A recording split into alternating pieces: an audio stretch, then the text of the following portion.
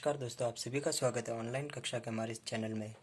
और जैसे कि आप सभी जानते हैं, हमने हिंदी साहित्य में इससे पहले अलंकार पूरे कर लिए थे और अब हम करेंगे चंद, जो कि हमारे हैं कुल 6 नंबर के। तो चंद हमारे कुल 6 नंबर के हैं, जिसमें से सबसे पहले हम शुरू करेंगे हरिकीति का चंद।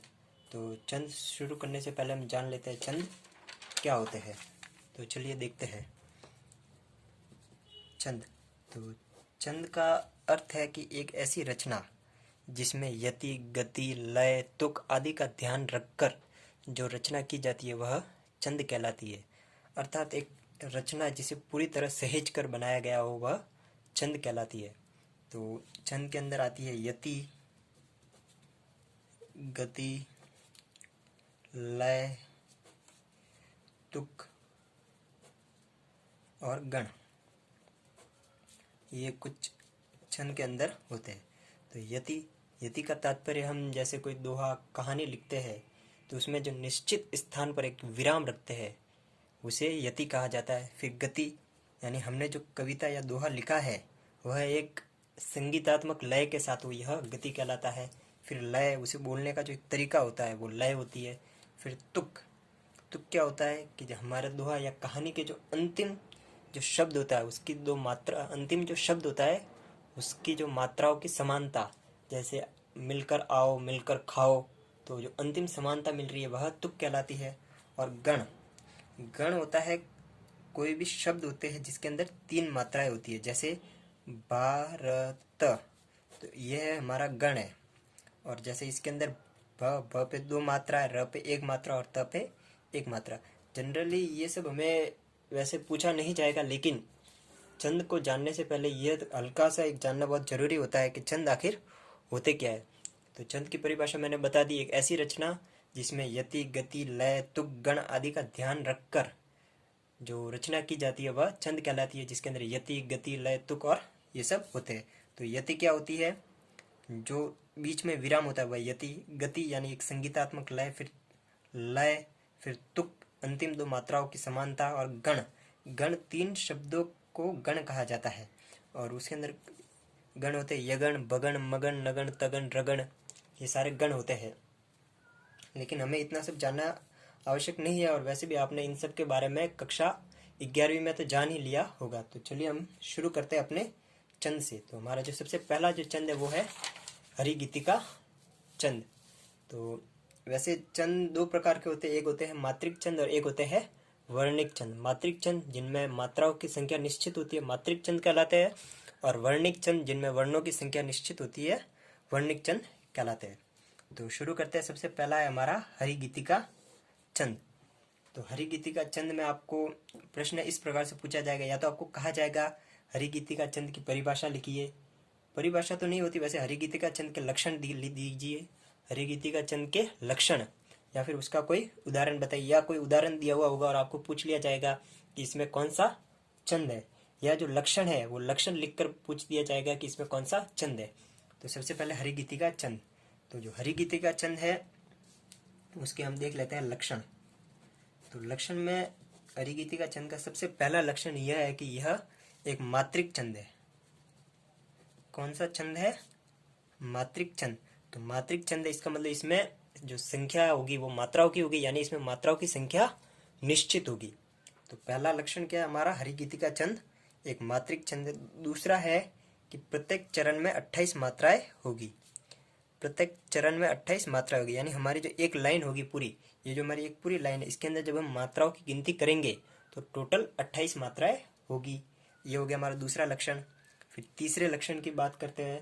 तो इनमें जो यति मैंने आपको बताई थी, जो बीच में एक विराम होता है वो यति कहलाती है। तो इसमें जो यति होगी वो 16-12 पर होगी। 16-12 पर यति, मतलब सबसे पहले 16 मात्रा आएगी, फिर उसके बाद उसके बीच में एक विराम चिन्ह आएगा, या जिसे हम कॉमा कहते हैं वो आएगा, और फिर उसके बाद 16 मात्राएं होगी। ये हो गया इसका तीसरा लक्षण। फिर देख लेते हैं इसका चौथा लक्षण। तो चौथा लक्षण जो वो है, इसके प्रत्येक चरण के अंत में एक लघु और एक गुरु अवश्य होगा। तो ये लघु और गुरु क्या होता है, लघु मतलब बड़ी मात्रा है, लघु यानी कि छोटी मात्रा है, और गुरु यानी कि बड़ी मात्रा है। तो क्या कहा गया, इसके प्रत्येक चरण के अंत में एक लघु यानी पहले एक छोटी मात्रा होगी और फिर एक बड़ी मात्रा होगी। तो चरण के अंत में, प्रत्येक चरण के अंत में एक लघु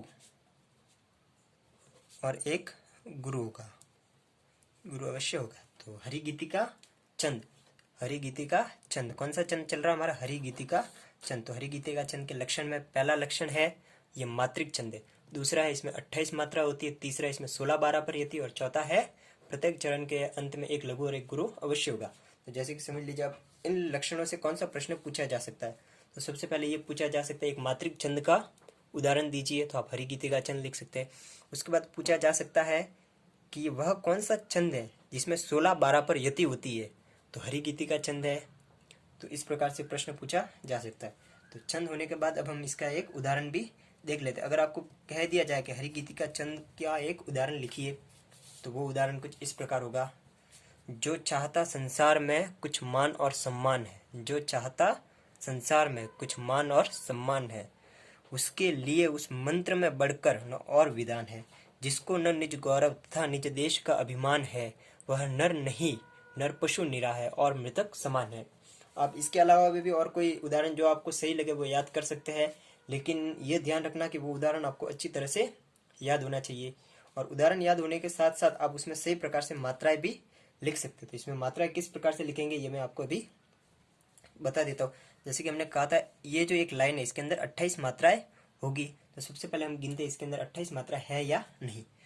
तो मात्रा देखिए, मात्राओं को इस प्रकार से गिनते जो क्या कहते हैं बिना मात्रा वाले शब्द होते हैं या जो सिंगल शब्द होते हैं, जैसे कि अ, छोटी ई, छोटा ऊ, छोटा ए, इन सब की एक मात्रा गिनी जाती है। और जो दूसरे जो होते हैं जैसे कि आ, बड़ी ई, बड़ा ऊ, बड़ा ए, इनकी 2 मात्राएं गिनी जाती है। तो देखते हैं जैसे कि जो इसकी होगी 2 मात्रा, चा इसकी 2 मात्रा, ह की 1 मात्रा, ता की 2 मात्रा। अब ये देखिए ये क्या है स, और स के ऊपर एक न की जो बिंदी दिख रही है आपको, तो ये क्या हो गया सन। तो इसके अंदर 2 मात्रा होगी क्योंकि एक तो स है और ऊपर से एक क्या कहते हैं अर्धवर्ण जो है वो भी इसके साथ मिला हुआ है, तो इसकी 2 मात्रा है।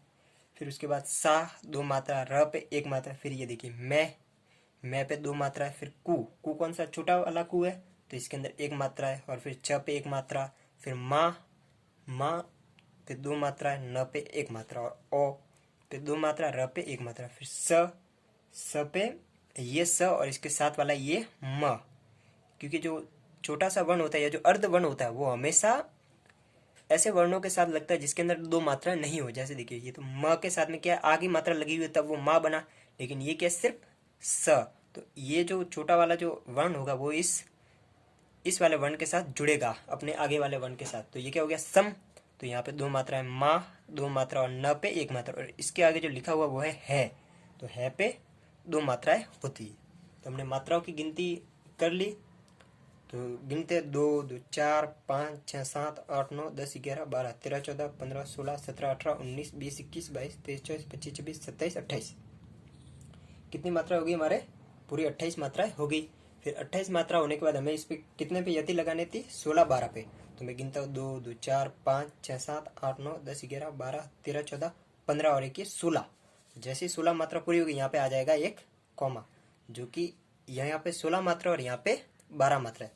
इस प्रकार आपको ये दोहा आप तो अगर आपको दोहा दे दिया जाए या कोई कविता दे दी जाए या कोई लाइन दे दी जाए और पूछा जाए इसमें कौन सा छंद है, तो आप वो छंद इस प्रकार से ज्ञात कर सकते हैं। सबसे पहले आपको पता होना चाहिए कि उस छंद के अंदर कुल कितनी मात्राएं होती है। तो हमको पता है हरि गीतिका छंद के अंदर कुल 28 मात्रा होती है। फिर आपको ये पता होना चाहिए कि उस छंद के अंदर कितने पे यति लगती है। तो हमको पता है 16-12 पे यति। तो सबसे पहले हम उस लाइन के अंदर मात्राओं की गिनती करेंगे। मात्राओं की गिनती करने के बाद हम देखेंगे कि कितने पे यति है। अगर हमारे दोनों ही लक्षण इससे मिल रहे हैं तो हम कह सकते हैं कि ये हरि गीतिका छंद है। इसके अलावा एक और उदाहरण जैसे कि मैं आपको सुना देता हूँ। हो समय कैसा ही कठिन, हो समय कैसा ही कठिन, कठिन के बाद में कॉमा लगा, फिर दृढ़चित होकर मत डरो, दृढ़चित होकर मत डरो, पड़ जाए लाखों विघ्न पर कर्तव्य तुम अपना करो, कहते न तुम घर घर फिरो, बाधा हरो बाधा हरो, निज बाहुबल से नाव लेकर दुख का सागर तरो। इसके अलावा और भी कई सारे उदाहरण है जो हरि गीतिका छंद के हैं। तो बस आपको हरि गीतिका छंद के अंदर सबसे पहले तो उसके लक्षण अच्छी तरह से याद होने चाहिए। तो लक्षण याद हो गए हमें, हरि गीतिका छंद मात्रिक छंद है, हरि गीति के अंदर 28 मात्राएं होती है, 16-12 पर यति होती है और प्रत्येक चरण के अंत में एक लघु और एक गुरु अवश्य होता है। जैसे कि ये देखिए, न पे क्या छोटी मात्रा, तो ये हो गया हमारा लघु, और फिर हो गया है पे 2 मात्रा है, तो ये हो गया हमारा गुरु। तो इस प्रकार हमारा हरि गीति का छंद होता है। और अगले वीडियो में हम हरि गीति का छंद के बाद जो हमारा दूसरा छंद है वो है चप्पय छंद, उस पर बात करेंगे। तो इसमें कुल हमारे 3 या 4 या 5 छंदी है जो हमें पढ़ने हैं। तो अगर आप इन 4 या 5 छंदों को अच्छी तरह से सबके लक्षण और एक एक दो दो उदाहरण याद कर लेते हैं तो आपके 6 नंबर पूरे आ जाएंगे। वैसे भी हमें इसमें से कोई बड़ा प्रश्न नहीं पूछा जाएगा। प्रश्न एक तो जो हमारे वस्तुनिष्ठ है उनमें से आएगा, जिसके अंदर कोई उदाहरण होगा और हमें उसका छंद बताना होगा। और दूसरा जो हमें है एक एक नंबर के प्रश्न, जैसे अति लघुत्तरात्मक वाले, उसमें से पूछा जाएगा कि हरिगीति का छंद के लक्षण दीजिए या कोई उदाहरण लिखिए, तो वही होगा। तो फिर मिलते हैं अगले वीडियो में, तब तक के लिए धन्यवाद।